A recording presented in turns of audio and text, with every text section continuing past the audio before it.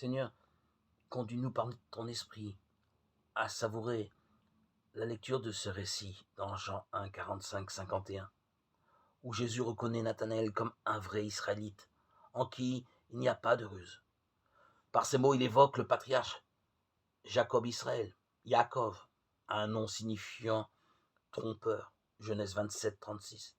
N'a-t-il pas, en effet, eu recours à la ruse, à la tromperie pour obtenir la bénédiction de son père au détriment de son frère aîné? C'est pourquoi, lorsqu'il revient de chez Lavan, il craint la vengeance d'Ésaü et Save, Genèse 32, 12. Seule une démarche de pardon peut rendre la relation droite, claire. Vivre en présence du Dieu de miséricorde en est la clé. C'est dans cet état d'esprit qu'au gué du Yabok, il rencontre l'ange de Dieu. Il combat toute la nuit pour arracher la bénédiction. Il en ressort blessé, mais son nom a été transformé.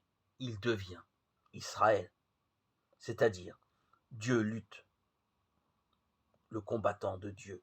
Genèse 32, 29. Il porte désormais une bénédiction qui ne doit plus rien à la ruse. J'ai vu Dieu face à face et j'ai eu la vie sauve. Dans la suite du livre de la Genèse, la question de Joseph, est-il toujours en vie? Genèse 43, 27, ne vise pas, selon les rabbins, la vie physique, mais la fidélité à cette bénédiction.